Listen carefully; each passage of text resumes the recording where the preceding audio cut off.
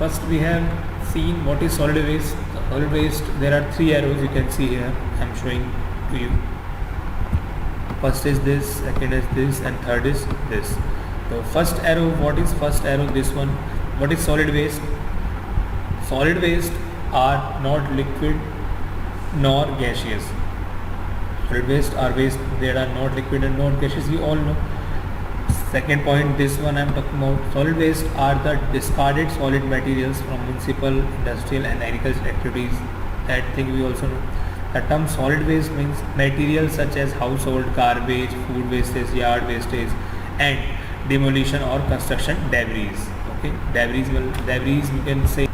So here a word come debris. Debris means scattered pieces of rubbish or remains. Fine. And here a word come yard waste. That is, so basically yard waste you can say the green waste is synonym of yard waste. Green waste, what is green waste? Also known as biological waste, is any organic waste that can be composted. It is most usually composed of refuse from gardens such as grass, clippings or leaves, and domestic or industrial kitchen wastage. Green wastage does not include things such as dry leaves. Fine. So basically dried leaves, pine straw or hay. Fine. So that was solid waste. Now come to the next slide. Second is classification of solid waste.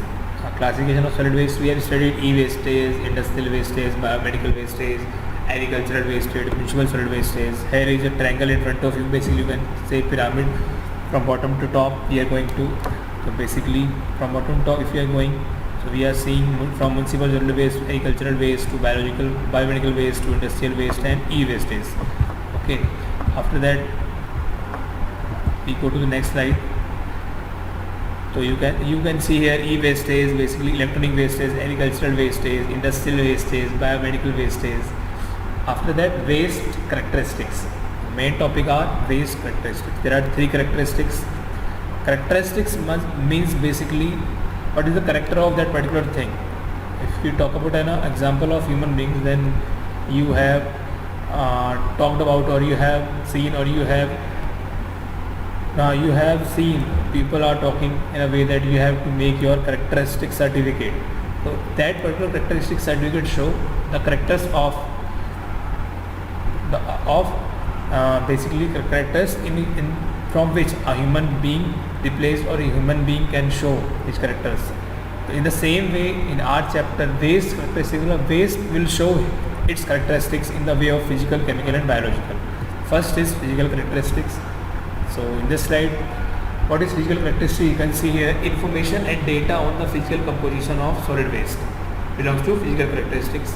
These are important in the selection and operation of equipment and facilities and in the analysis and design of disposal facilities. So basically physical characteristics are very important where selection and operation of equipment and facilities and in the analysis and design of disposal facilities. Next. And here are major physical characteristics and other physical characteristics. So as I told you earlier, major physical characteristics are more important compared than other physical characteristics. So major physical characteristics are density, moisture content, waste particle size, and other physical characteristics are color, shape of components, optical property, magnetic properties. So basically what is density here? We know what is density. The density of waste, basically in general term, if you talk about density, the density of two types. First is mass density, second is weight density. What is mass density? Mass density is mass upon volume and weight density upon weight upon volume. Okay? People are saying weight density is specific weight, both are the same stuff, same thing. So density of waste, that is mass per unit volume, a unit of density is kilogram per meter cube, we all know. It is a critical factor in the design of SWM system. For example, that is the design of sanitary landfills, I told you, storage, type of collection and transport vehicles, etc. For an efficient operation of landfill, compaction of waste to optimum density is essential. It is very important to compact in sanitary landfill method the wastage, and density will increase by compacting the stuff. Okay. Next is, you can see this is the example of density basically. After that, any normal compaction equipment can achieve reduction in volume of waste by 75%, which increases as an initial density from 100 kg per meter cube to 400 kg per meter cube. So basically, if we are doing compaction with the help of compacting equipment, then we can reduce our volume of waste by 75%. If the volume of waste is 100 kg, then we can reduce our volume by 75 kg, and the resulting volume will be 25 kg. The same way, we are describing the mass in the form of density. If talking about a normal compaction equipment, then we can achieve reduction in volume of waste by 75%. An example of it, which increases an initial density from 100 kg per meter cube to 400 kg per meter cube, because we know density is equal to mass upon volume. So density is inversely proportional to volume. So if our volume is decreasing, so our density is increasing. Okay, simple thing. After that, municipal solid waste as delivered in compaction vehicles have been found to have average density about 300 kg per meter cube. Very important question. It can be asked in your exams, or maybe was asked in your objective question.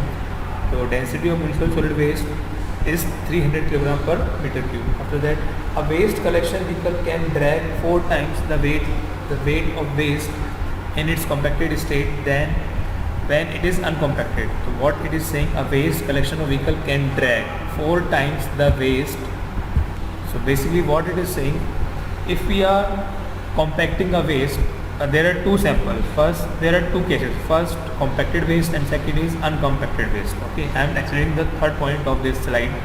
What it is saying a waste collection vehicle can drag 4 times the weight of waste in it is compacted state than when it is uncompacted. So I am talking about 2 cases. First case, in that particular case, our waste is compacted. In second particular case, it is uncompacted. So in compacted phase or in uncompacted phase, suppose in compacted phase weight is 400 kg and in uncompacted weight is 100 kg. The example I am giving belongs to third point of this slide.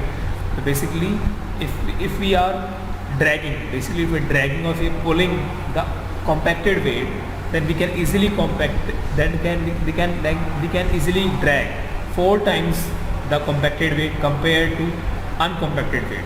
Okay, fine. So that was third point which I have explained here. After that, come to the next slide, what it is saying. So next is moisture content. What is moisture content? Everybody knows moisture content is wet weight minus dry weight upon wet weight into 100. Moisture content is defined as the ratio of the weight of water to the total weight of the wet waste. So if you are taking an example of moisture content, suppose our wet weight is 100 kg or our wet weight is 200 kg and our dry weight is 100 kg. Then 200 minus 100 divided by 200 into 100, that will be 100 upon 200 into 100, that will be 50%. 50% is moisture content. Okay. Next, moisture increases the weight of solid waste and thereby the cost of collection and transport. Very simple thing. If there is a moisture in increasing weight, then the weight of solid waste will be increasing. Weight of solid waste is increasing, then collection and transportation will be increasing. Fine. After that, it is a critical determinant in the economic feasibility of waste treatment by incineration. Incineration, I told you, we burn our solid waste in the presence of oxygen, because wet waste consumes energy for evaporation of water and in raising the temperature of water vapor. So for incineration and in incineration, we burn the solid waste. So wet waste consumes energy. When we burn the solid waste, then it consumes energy for evaporation of water.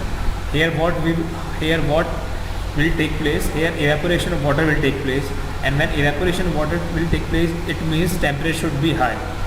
The same thing it is written here, and in raising the temperature of water vapor. Next is a typical range of moisture content is 20 to 40%.